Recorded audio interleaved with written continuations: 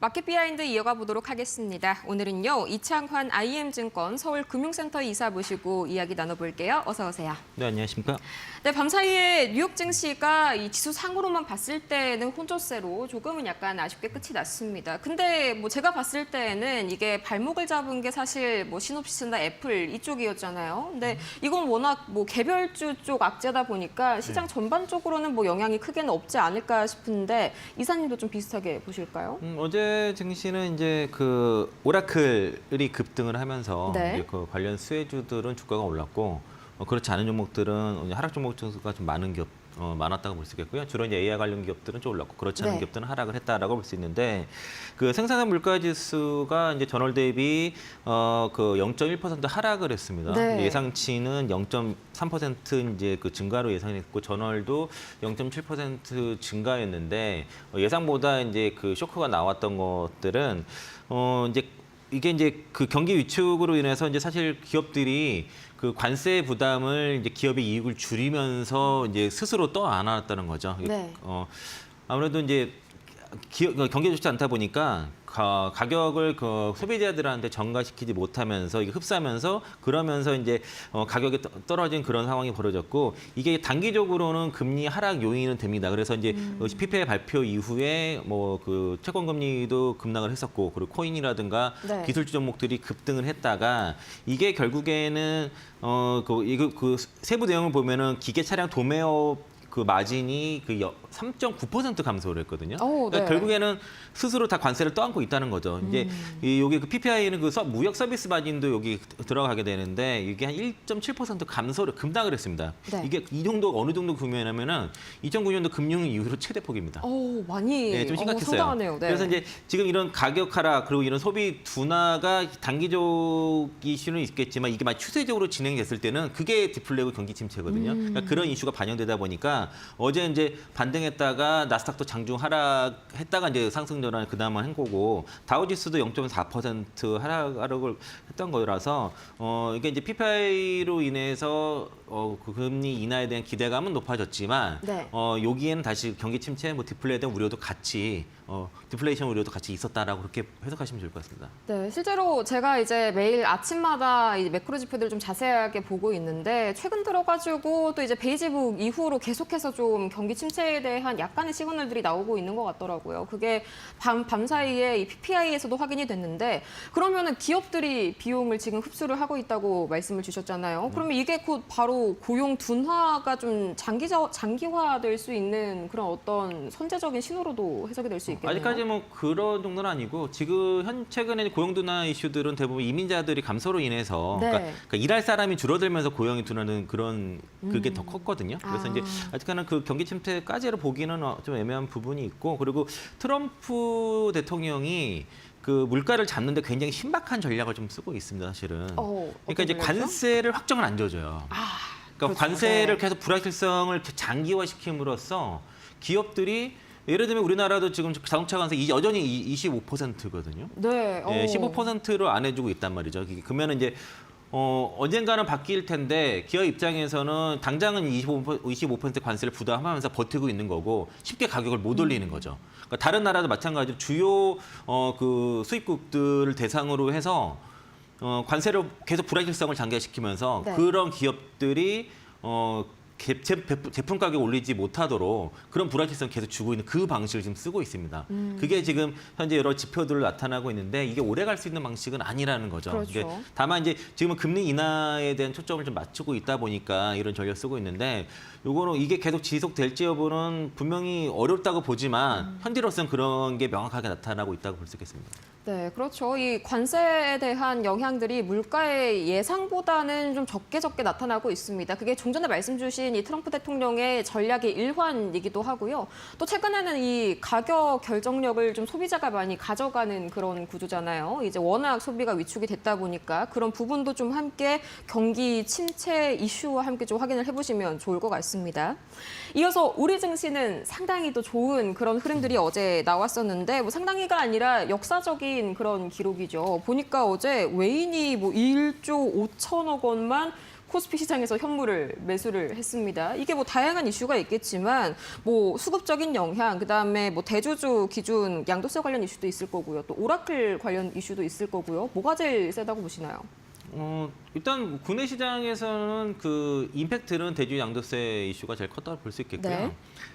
이제 7월 30일인가 7월 말에 대주 양도세 뭐 10억 이슈가 나오면서 그때부터 이제 시장 그렇죠. 조정이 나왔던 거라서 그 이전으로 되돌아갔다고 볼 수 있겠고, 지수는 그 2021년 6월 고점을 돌파했었습니다. 장중에 돌파했었습니다. 3,312포인트를 장중 돌파하면서 사상 최고치를 찍었고요. 뭐 기념되는 그런 날이었고, 사실 진작에 돌파를 했어야 될 거였는데, 네, 그렇죠.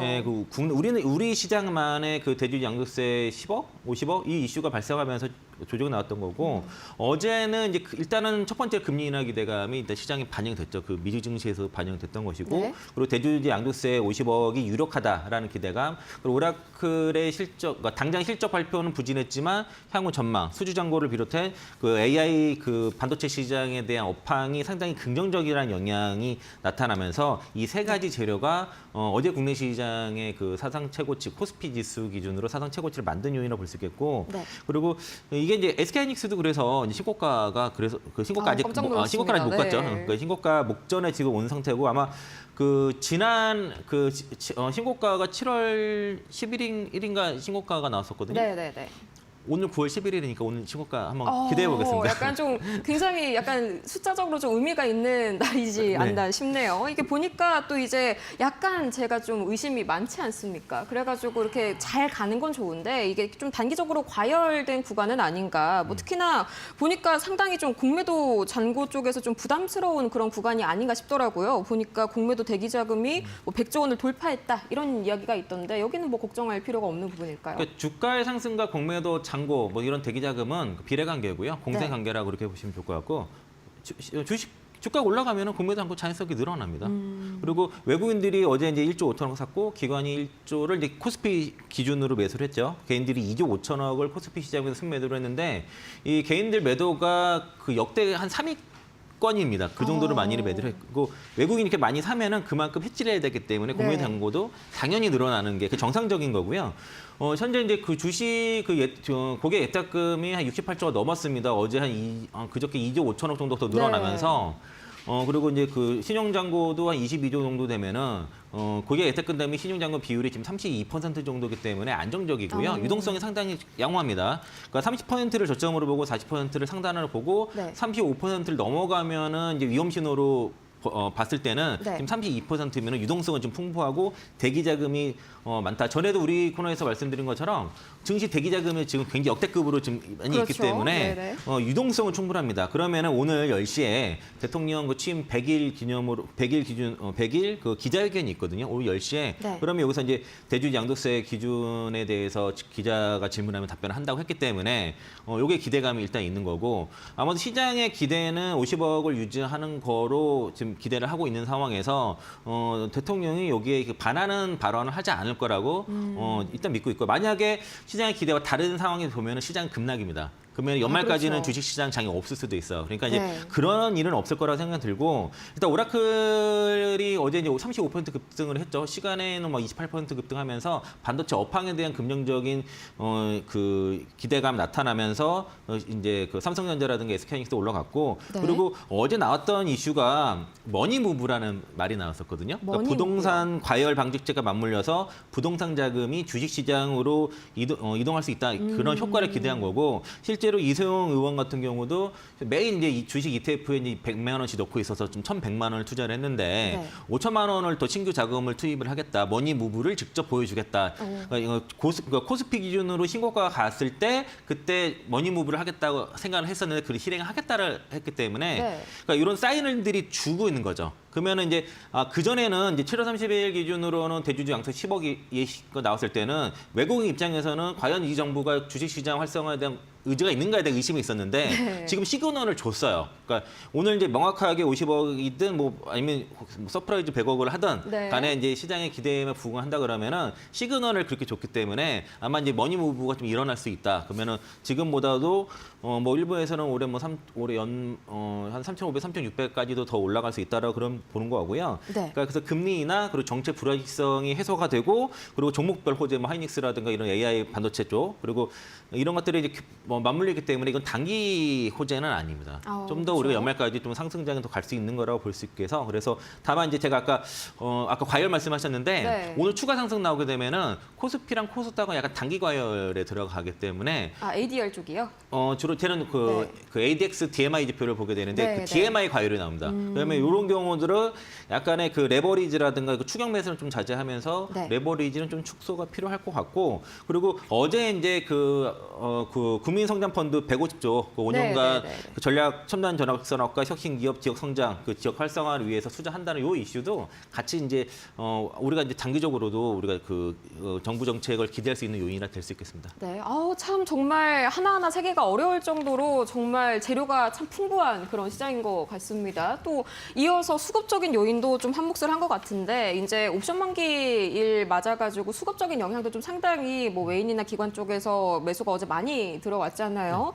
이게 약간 선물 쪽에서도 상당히 좀 약간 매력적인 그런 구간인 것 같던데요. 네, 그러니까 우리 시장이 그 대주주 양극세 이슈 이거 정책적 불확실성이 있다 보니까 좀 눌렸어요. 눌리다 네. 보니까 지금 12월 선물이 상대적으로 상승 저평가된 거라서 그래서 이제 원래 이제 코스피 200 선물 같은 경우에 12월과 9월간의 그 선물 스프레드가 그 이론가가 1.7 내외 정도인데 현재 어제 이제 그 선물 스프레드 가격이 1.2 정도로 해서 네. 선물이 저평가됐기 때문에 외국 입장에서는 저평가된 선물을 사야 되는 그렇죠. 거죠. 그리고 기관도 금융투자 중심으로도 선물을 순매수를 하는 거고 그리고 외국인은 선물 매수하면서 비차익 거래로서 선물을 또 사게 됐습니다. 네. 그리고 기관 금융투자도 차익 거래로 이제 선물도 같이 사게 되면서 현선물 동반 순매수가 이제 어저께 강력하게 일어났고요. 이런 상황이라면 오늘 이제 기자회견 때 쇼크만 이상한 일만 일어나지 않는다고 하면 그렇죠. 연말까지 상승장도 가능하겠다라고 보는 시각이 이제 어제 유한타증권에서 나왔고 유한타증권에서는 3분기 이제 박스권 뚫고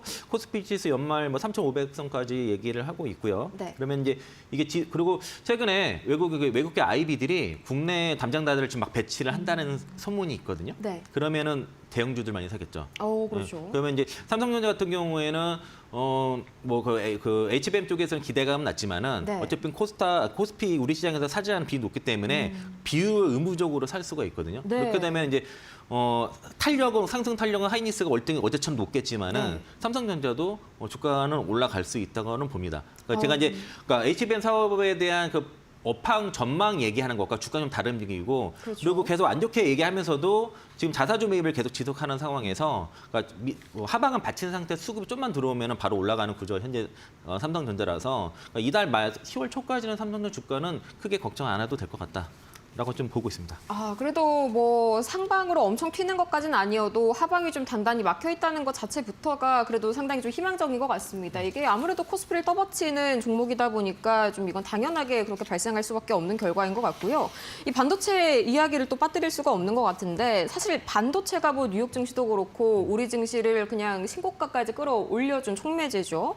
보니까 상당히 SK 하이닉스 탄력성이 좋은데 뭐 이게 요새 보니까 엔비디아랑 브로드컴이랑 맞부딪히는데 브로드컴이 살짝 좀 승기 잡아가는 그런 모습들이 나타나더라고요. 뭐 그래도 뭐 하이닉스에게는 누가 이기든 간에 뭐 상관없는 싸움이겠죠. 그거를 승기를 잡았다고 좀 그렇고요. 브로드컴이 잘하고 그거는 있다, 약간 더 잘하고 이제 있다라고 가고 볼 수 있다. 있겠고 브로드컴이 좋으면은 뭐 삼성전자, SK 하이닉스 둘 다 나쁘는 하기 때문에 반도체 업황이 같이 좋은 겁니다. 그러니까 엔비디아도 들어가고 브로드컴도 들어가고. TSMC가 이제 8월달 매출이 발표했는데 34% 증가가 나왔고요. 이는 이제 그 견조한 AI 수요가 좋다라는 이제 신호라고 볼 수 있겠고 오라클이 어저께 35% 급등을 했는데 수주잔고가 359% 이제 YY 값으로 증가를 했고 이 중에 클라우드 잔고만 500% 증가를 했습니다. 네. 그러니까 이제 그렇게 되면은 이제 향후 한 4년간은 그 오라클 실적이 상당히 좋을 수밖에 없어. 뭐 네. 이게 관련된 그 AI 산업이 많이 올라갈 수밖에 없고. 어저께 오르기 전만 해도 오라클 시가총액이 900조거든요. 900조짜리가 35% 올라간 겁니다. 그러니까 엄청나네요. 그런 네. 상황이라고 이해하시면 될 것 같고요. 그러니까 이제 첨단 AI 칩에 대한 글로벌 수요가 굉장히 지속적으로 강세를 보여주면서 TSMC라든가 엔비디아도 실적 좋았죠. 네. 그러니까 오라클 이런 기업들이 굉장히 실적과 향후 전망도 좋게 얘기하면서 AI 중심의 반도체 사이클은 지금 다운 사이클보다도 업 사이클이 더 이어질 거다. 적어도 네. 이제 26년, 27년까지 내년까지도 반도체 AI 중심의 반도체 업사이클은 계속 이어진다라고 좀 그렇게 보는 게 좋을 것 같고요. 그리고 어저께 한국투자증권에서도 그 HBM과 그 메모리 쪽에 대해서 그 HBM 쪽은 내년 출하량이 대략 한 45% 그리고 네. 메모리 쪽도 한 34% 증가 전망을 해서 네. 상당히 좋다고 볼 수 있겠고 그리고 지금 그 HBM 쪽의 캐파가 좀 늘어나면서 그 지금 디램 캐파가 그러니까 오히려 디램 캐파가 이제 그 늘어나면서 HBM 네네. 캐파가 좀 줄어들었거든요. 그러면서 이제 가격 방어가 좀 더 되는 것 같고 내년에는 범용 디램이라든가 낸드도 수요 공급이 지금 불균형이 들어갔습니다. 그래서 가격이 더 올라갔기 때문에 그러면 네. 삼성전자도 좋고 하이닉스도 좋고 뭐 그쵸. 반도체가 레거시 업체들도 최근에 그래서 올라간다고 이렇게 그래서 보시면 마이크론 되고요. 요새 또 계속해서 좀 주가가 좀 상승하는 그런 흐름을 국내 소재 보이거든요. 업체도 뭐 ELF 테크놀로지 이런 종목들도 최근에 네. 주가 많이 올랐습니다. 지금 거의 그 4만 5천 원대까지 올라갔는데 그게 2만 원대부터 지금 뭐 반년 사이에 쭉 올라온 거거든요. 네. 그래서 이제 레거시 쪽도 그런 그 캐펙스 이슈가 있어서 이제 올라갈 거라 보고 있고요. 네드 가동률도 지금 100% 이하로 지금 이렇게 낮게 유지하는 상태라서 재고 소진이 빠르게 되고 있다. 그러면은 HBM뿐만 아니라 레거시도 같이 좋다 그러면은 내년도 반도체 주가도 여전히 좋다라고 볼 수 있겠습니다. 낸드 가격 상승까지 정말 전방위적으로 정말 호재가 가득한 그런 반도체입니다. 그럼 여기서 가장 좀 궁금해하실 만한 게 그래서 SK 하이닉스 전고점 돌파가 지금 바로 가능할까 아니면 한번 좀 쉬었다가 갈까 이 부분이 제일 궁금하실 것 같은데. 저는 어떻게 이제 보세요? 제가 매주 아마 하이닉스 얘기 말씀드리는데 탑픽 계속 하이닉스 말씀드리고 있고요. 네. 전고점 돌파 되겠죠. 되겠는데 지금 그 CT에서도 41만 원 목표가 불렀고 그리고 어제 하나투자증권인가요? 거기서도 한 41만 원 정도 불렀죠. 이거는 네. 이제 40만 원이 넘어가는 목표가 부르는 기업들 나타나고요. 그러니까 지금 그 하나투자증권에서는 뭐 하이닉스 시간이라 얘기할 정도로 내년도 여전히 하이닉스의 독주를 예상하고 있어서 하이닉스 탑픽으로 유지하면서 가지고 계신 분들 계속 보유 관점 말씀드렸습니다. 네. 역시나 뭐 외국 증권사들이든지 뭐 국내 증권사들 가리지 않고 계속해서 SK 하이닉스 목표가 상향 조정 이어가고 있습니다. 또 긍정적인 시장 수급까지 오늘 받쳐줄 것이라고 기대감 한번 가져보고요. 오늘 저희 이야기 여기서 마무리 지어보도록 하겠습니다. 좋은 말씀 고맙습니다.